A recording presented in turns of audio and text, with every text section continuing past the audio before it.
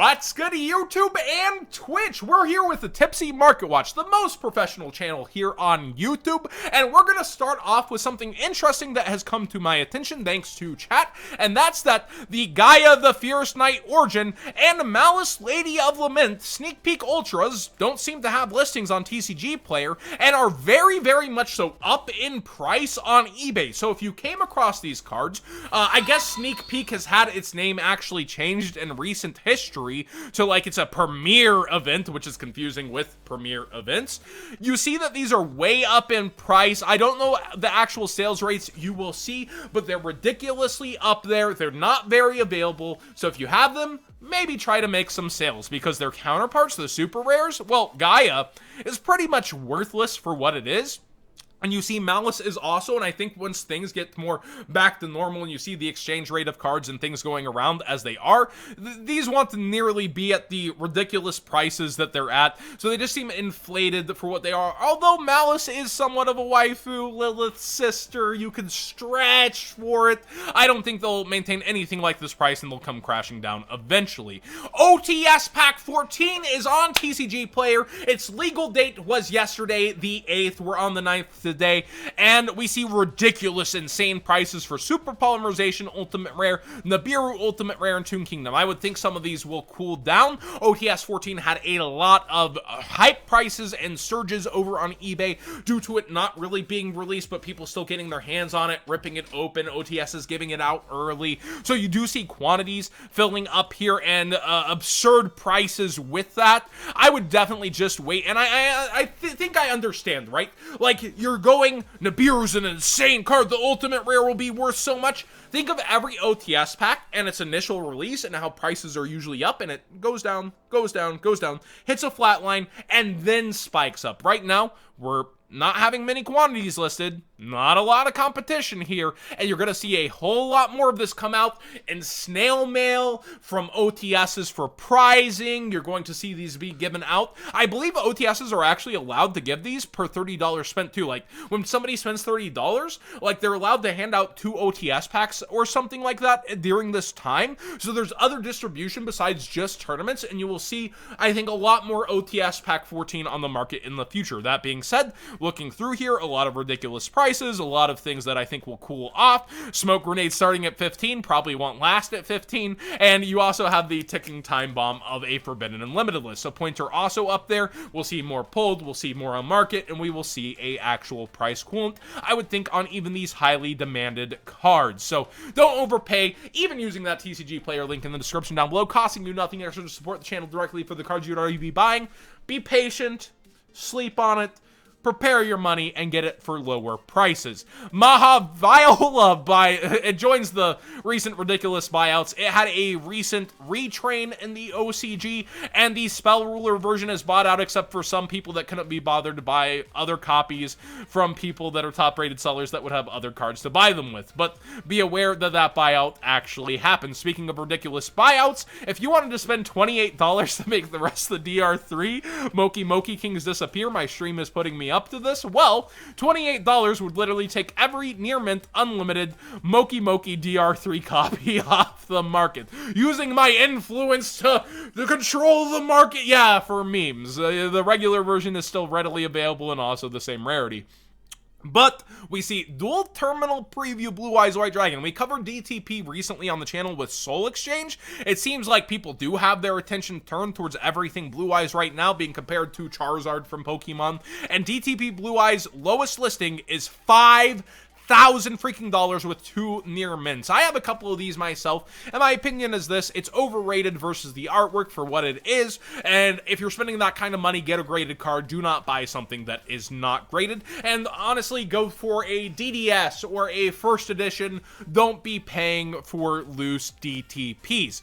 The preview version of this, it's just not as well known. Again, this was released en masse in California, just not at the National, so there were 2 places this was out, and while quantities have gone off off the market. This is rather ridiculous. Blazing Vortex in Yu-Gi-Oh! News now has a description, and to speed it up for you, we're going to skip all the way to here. Cards that power up some themes included in Secret Slayers, Rise of the Duelist, Phantom Rage, and Genesis Impact. New cards that are introduced for themes in 2010, 2012, 2016, 17, and 19.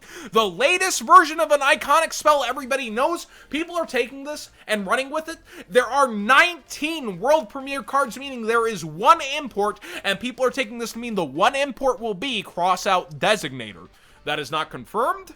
That is not for sure, but boy does it seem likely, because what else is this going to be? And they emphasize that world premiere card reinvents another classic spell, so they're really hyping this set up based off all of these, and we also know we're getting a new archetype with these 19 world premiere cards. So Blazing Vortex definitely shaping up to another level, and if you're buying that sealed, YBM with code WHAT'S5 has some of the cheapest boxes. If you take this number, we're going to pull up the handy dandy calculator. Well, that would be $730. I'm not going to take the 5 cents off here. You can do that yourself, and you get 5% off. Oops, that's definitely the wrong thing to do. not overly tipsy. So we're going to multiply that by 0.95. And that's going to be $693 for a full case. You get 12 boxes in a case. That is $57.79 per box. That's pretty good. So if you're looking to shop this early and get in, this is going to be one of the best deals. Prices will go up from YBM over time. This is the early bird special, and code WHAT'S5 applies. But you're still in the range where you don't know what's the Starlights. Are they actually going to be good? TCG exclusives, and also, is that actually CROSSOUT Designator? A lot of question marks, and that's why you get rewarded for investing early if a product turns out well. But we've also seen bad core sets like Rising Rampage, Chaos Impact, etc. Konami's hit home runs with Rise of the Duelist. Phantom Rage feels pretty good. Eternity Code. We'll see if Blazing Vortex keeps that trend going.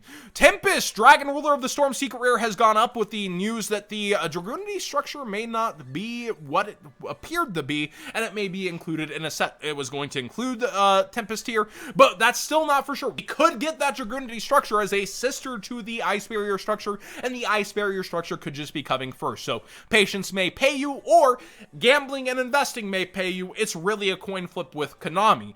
We see here, though, that Secret Rare Tempest is going up somewhat quickly. One copy left at $4 with a motivated seller before it's $7, and then $8, and this is the highest rarity Tempest. Even with a reprint, we know competitive players like these kinds of copies, and the only other holo is a super rare out of a side set, and then you're stuck with a common or a rare. Dark Magician Girl, the Lost Art, has gone down, and I've seen locals and people being able to get these from locals still even. People on Facebook were paying $65, $70 cash in hand, wanting to get as many as possible, and now they're $44, $45. I'm not here to point and laugh at you if you overspent on these. My thought is this: Dark Magician Girl is something people will build full pages to. They'll build a freaking shrine to this card. And with this, I do think it will continue to trek up over time, but time is of the essence. You're going to have this sit here to gain additional value, and it could even go down in the immediate time, especially if shops get shipped more of these. So with the Lost Art promotion, we can see things that have higher quantities because they were meant for whole months instead of 2 weeks like DMG. Monster Reborn spiking hard. With this, it's going to take time to go up. Think of the actual value of your entire bankroll versus what you're setting aside to go up, versus how many times you could flip that bankroll in the meantime, or are you just lazy and you want something to sit there that looks nice? I don't know. I really don't know how to tell you this other than it can actually go down from here, or it could just skyrocket. Market Man doesn't always have all the answers. Zodiac Chakanine is up in price as we head towards good old Phantom Baby Rage, and a lot of people are talking Zodiac Tri-Brigade. It's a deck I'm even considering playing here on streams. Might have to put the fluffles aside and start playing that deck. There are rumors that this could be in Gold Series with all the big brain things. This is an actual field center from the OCG Gold Series, and these were promos: Red Eyes, Dark Magician, Blue Eyes. So a lot of the cards have panned out from the spoiler, and we haven't seen anything naysaying it yet. But at the same time, the spoiler that has Call by the Grave and other weird cards on it that have been limited in OCG and TCG. We'll see how it pans out. But definitely, it's going up in price. This is on that spoiler spoiler, so some people want to stay away, but other people want to play immediately. Gold Series release is on the horizon, though. It got delayed into November just a week after Phantom Rage. It would be a cool reprint to see, but right now it's up in price. Number 54, Lionheart, not the Pokemon YouTuber, but Lionheart. We see this is towards $7, $8 as number hunters are doing their thing, and it's actually a pretty good number, and one of chat had their eye on this and noticed it was going up. Thank you, chat. We see that Electrum is going relatively up for the ultra rare with a random-ish buyout. $4 for the lowest before it is like $7, and then it's $180. This card only has a couple of releases between Legendary Collection GX, Raw Yellow Mega Pack, and McDonald's Pack, so it's an ancient one, and it does have some crossover with that new-ish hero Link monster that supports fusions that are listed, etc. for vanilla. I don't know about this card as a whole, but it's had FTKs in the past. I find it to be an interesting collectible, but are people really going to be shelling out $8 for this in the future? I don't know about that one. Infinite and permanent secret rares, even the unlims are way up. I would suggest First Ed over Unlimited if you're really shelling out the money for this, but I wouldn't be touching either. I hope for a reprint that brings coolant and value to this, but as the ultra rares go up, the secret rare goes up as well. The first edition secrets will probably lose the least amount of value.